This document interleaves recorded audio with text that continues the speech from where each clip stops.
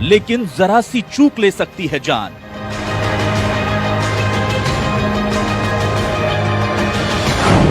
Mask पहनने वालों सावधान।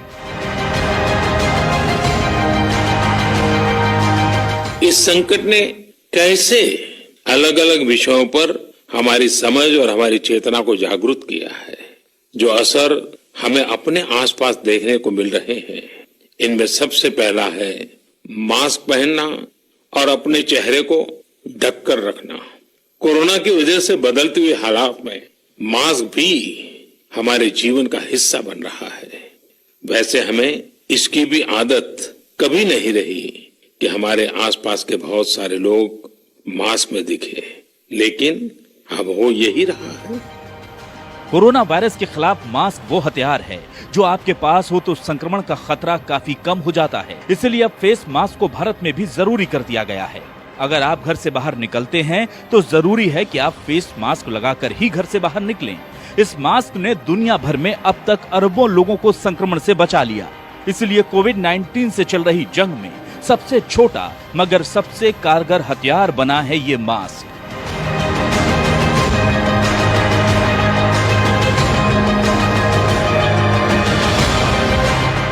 कोरोना के खिलाफ इस वक्त सबसे बड़े हथियार के तौर पर कोई चीज है तो वो है मास्क। N95 मास्क और घर में बने हुए मास्क का इस्तेमाल लोग कर रहे हैं। सरकार ने भी मास्क पहनना जरूरी कर दिया है। यहाँ तक कि प्रधानमंत्री नरेंद्र मोदी ने भी कहा है कि मास्क पहनने की आदत डाल लीजिए। मास्क पहनने की आदत न सिर्फ आपको कोरोना से बचाएगी बल्कि अन्य संक्रमण से भी आपको सुरक्षित रखेगी। लेकिन क्या यह आप जानते हैं कि गलत तरीके से मास्क पहनना आपको बीमार बना सकता है। मास्क पहनना जरूरी है, लेकिन क्या यह आप जानते हैं कि आखिर मास्क का इस्तेमाल कैसे करना है। आपको हमको कोरोना के चक्रव्यूह से बचाने वाले मास्क को लेकर अब जो नई जानकारी सामने आ रही है वो बेहद गंभीर है। जान बचाने के लिए मास्क पहनना जितना जरूरी है उससे कहीं ज्यादा जरूरी है मास्क पहनने के तरीके को जानना, क्योंकि अगर आपने मास्क पहनने में जरा सी भी गलती की तो समझिए कि आप जानलेवा गलती कर रहे हैं। दरअसल नई रिसर्च से ये साफ हुआ है कि गलत तरीके से मास्क पहनने वालों को न सिर्फ संक्रमण का खतरा बढ़ जाता है बल्कि लंबे समय तक मास्क पहनने में लापरवाही आपके श्वसन तंत्र से लेकर बीपी और शरीर के दूसरी जरूरी संतुलन तक को बिगाड़ सकती है। लगातार मास्क पहनने वालों में बड़ा खतरा संक्रमण का है। अगर आप एक ही मास्क बार बार पहनते हैं तो वो संक्रमण का घर बन जाता है। ऐसे में आपका बार बार मास्क को छूना, उसमें छींकना, फिर उसी मास्क का इस्तेमाल कर लेना बेहद खतरनाक साबित हो सकता है, क्योंकि मास्क आपको बाहर के संक्रमण से तो बचाता है लेकिन वो खुद काफी संक्रमित होता है। इसीलिए बेहतर है कि आप हर बार साफ और नए मास्क का इस्तेमाल करें। यहाँ ये बात भी समझनी जरूरी है कि मास्क के गलत तरीके के इस्तेमाल से आपको खतरा है, लेकिन इसका ये मतलब कतई नहीं कि आप मास्क पहनना ही छोड़ दें, क्योंकि ये आपको बड़े खतरों से बचाता है। मास्क से शरीर में बढ़ती है कार्बन डाइऑक्साइड की मात्रा। जब आप कोई मास्क पहनते हैं तो सांस लेने और छोड़ने की प्रक्रिया चलती रहती है। इस दौरान मास्क के कारण ऑक्सीजन का प्रवाह कम रहता है और कार्बन डाइऑक्साइड की मात्रा बढ़ जाती है, क्योंकि जो सांस आप छोड़ते हैं वो मास्क में कुछ देर रहती है और उसके बाद ली गई सांस में वो दोबारा शरीर के अंदर चली जाती है। ऐसे में आप अपने द्वारा छोड़ी हुई सांस यानी कार्बन डाइऑक्साइड को ही ऑक्सीजन के साथ लेते रहते हैं। दरअसल कार्बन डाइऑक्साइड हमारे खून के पीएच को नियंत्रित करता है, लेकिन CO2 के कारण रक्त बहुत ही अम्लीय हो जाता है। जैसे जैसे रक्त अम्लीय होता जाता है शरीर ऑक्सीजन की मांग करता है और नहीं मिलने की स्थिति में दौरे जैसी समस्याएं होने लगती हैं। मास्क बन जाता है संक्रमण का घर। अब ये समझते हैं कि मास्क को गलत तरीके से पहनने से हमारे शरीर में क्या दिक्कत होती है। ब्रिटेन के राष्ट्रीय स्वास्थ्य संस्थान यानी कि NIH के अनुसार कई मामलों में फेस मास्क का लंबे समय तक इस्तेमाल बेहद खतरनाक हो सकता है। कार्बन डाइऑक्साइड के उच्च स्तर पर सांस लेना जानलेवा हो सकता है।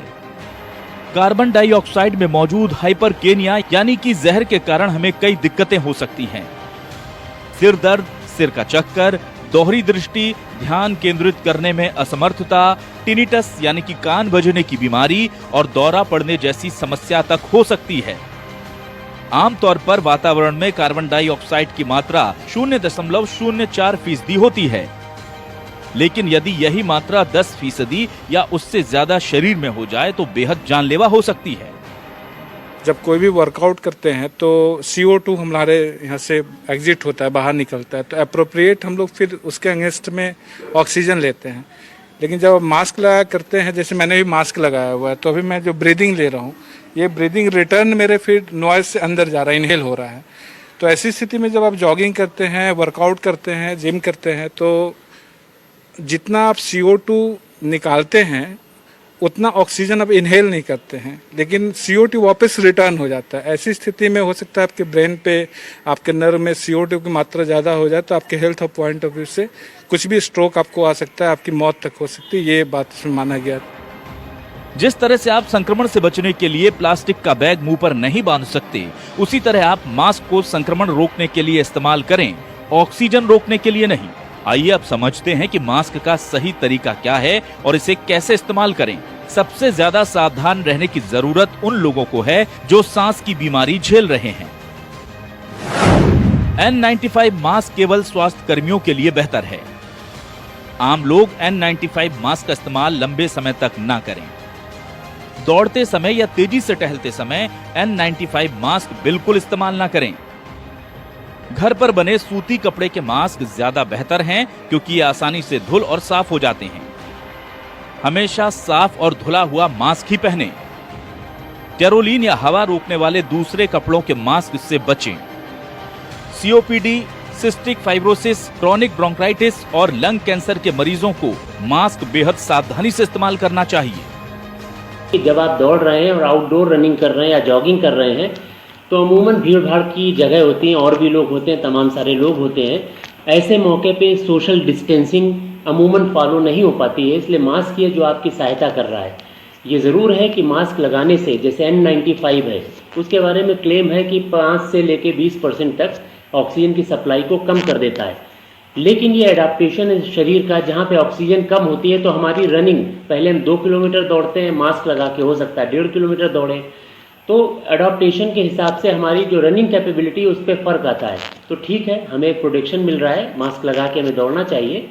चाहे आप जॉगिंग कर रहे हो या रनिंग कर रहे हो, मास्क लगाना ज़रूरी है जब आप घर के बाहर हो। आप ऐसे मास्क का इस्तेमाल करें जो ढीला ढाला हो, लेकिन मुंह और नाक को ठीक ढंग से ढकने में सक्षम हो। घर पर ही बने मास्क ज्यादा बेहतर हैं, क्योंकि इनके साथ सांस लेने में तकलीफ नहीं होती। घर पर मास्क बनाने के लिए भी कॉटन के कपड़े का ही इस्तेमाल करें। टेरोलिन के कपड़े से बने मास्क पहनने से बचें। यदि मास्क पहनने के बाद सांस लेने में दिक्कत हो रही है तो मास्क को उतार दें और किसी सुरक्षित जगह पर आराम करें।